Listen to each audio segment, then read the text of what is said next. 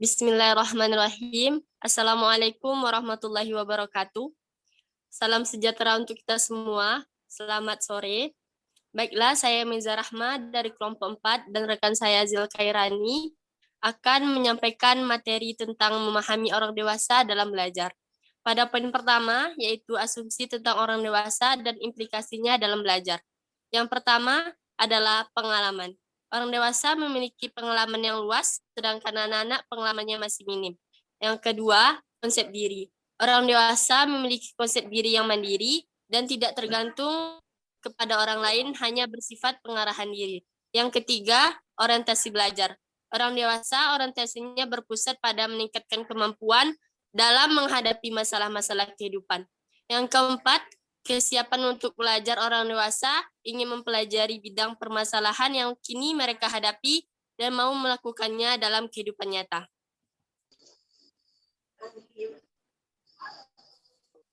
Pada poin kedua, perbedaan orang dewasa dan anak-anak dalam belajar. Yang pertama, orang dewasa memiliki pengalaman yang luas, sedangkan anak-anak sedikit memiliki pengalaman yang praktis. Yang kedua, orang dewasa belajar berpusat pada pengalaman, sedangkan anak-anak berpusat pada pembentukan dasar-dasar pengertian. Yang ketiga, orang dewasa mengubah tingkah laku dari faktor pekerjaan, sedangkan anak-anak merubah hambatan berasal dari pertumbuhan fisik. Yang keempat, kebutuhan belajar dihubungkan dengan situasi kehidupan yang akan datang, sedangkan anak-anak dihubungkan dengan pola pengertian untuk yang akan datang. Yang kelima, orang dewasa lebih menggunakan pikiran generalisasi dan abstrak, sedangkan anak-anak menggunakan pikiran yang komplit. Yang keenam, orang dewasa dapat mengemukakan kebutuhan belajarnya sehingga dapat mengadakan negosiasi dengan programmer dalam perencanaan, sedangkan anak-anak tidak dapat mengemukakan kebutuhan belajarnya. Yang ketujuh, orang dewasa telah memiliki konsep diri yang mantap, sedangkan anak-anak konsep dirinya masih belum terorganisir. Yang kedelapan, orang dewasa dibebani tanggung jawab, sedangkan anak-anak belum dibebani tanggung jawab. Untuk poin ketiga yang akan disampaikan oleh rekan kami kepada Zil Khairani, dipersilahkan. Baik, poin ketiga yaitu motivasi orang dewasa dalam belajar. Yang pertama, menumbuhkan keinginan untuk belajar. Yang kedua, memberikan pemahaman. Ketiga, memberikan pengalaman. Yang keempat, menciptakan situasi belajar yang menyenangkan. Kelima, menimbulkan rangsangan untuk belajar. Keenam, menumbuhkan minat. Tujuh, menumbuhkan kemauan. Dan kedelapan, mengevaluasi diri. Selanjutnya, materi yang keempat yaitu prinsip belajar orang dewasa menurut para ahli. Yang pertama, menurut Gibb. Adapun prinsip-prinsip tersebut adalah pertama, kegiatan belajar orang dewasa itu berorientasi pada problema kehidupan yang dihadapi orang dewasa yang bersangkutan dalam kehidupan sehari-harinya. Kedua, kegiatan belajar orang dewasa itu erat kaitannya dengan pengalaman yang telah diperolehnya. Yang ketiga, pengalaman yang diberikan dalam kegiatan belajar orang dewasa hendaknya pengalaman yang punya makna bagi yang bersangkutan. Yang keempat, pengalaman belajar yang diberikan hendaknya atas pilihan orang dewasa itu sendiri.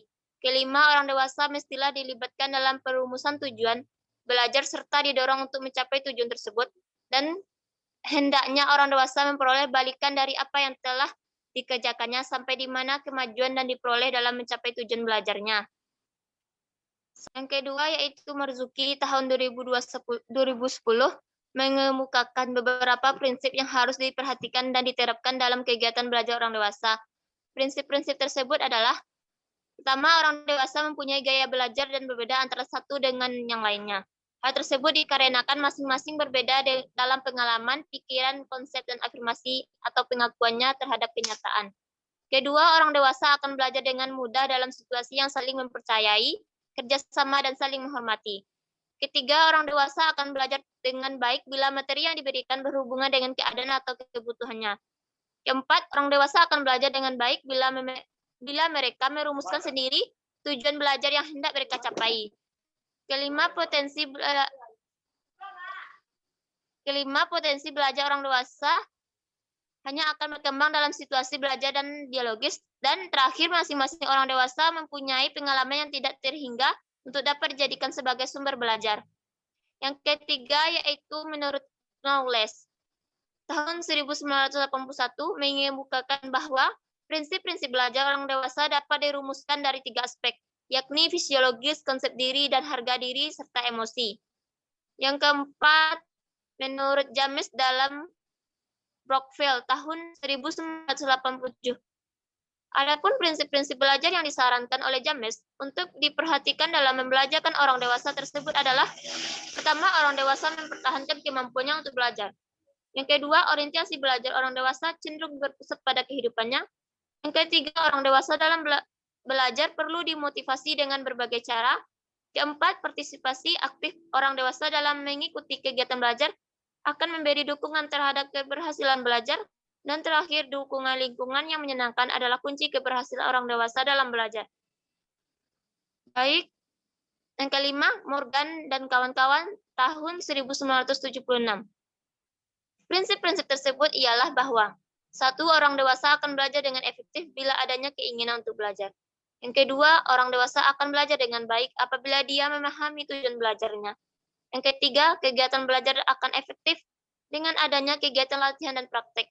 Yang keempat, orang dewasa akan belajar dengan baik apabila adanya lingkungan yang menyenangkan, kegiatan yang menarik, dan keyakinan untuk memperoleh kemajuan belajar. Dan terakhir, kegiatan belajar akan memberikan hasil yang permanen apabila terdapat keterhubungan antara satu ide atau fakta dengan ide atau fakta yang lainnya. Baik, saya kembalikan kepada moderator. Baik, hanya itu yang dapat kami sampaikan. Terlebih kurang mohon maaf. Assalamualaikum warahmatullahi wabarakatuh.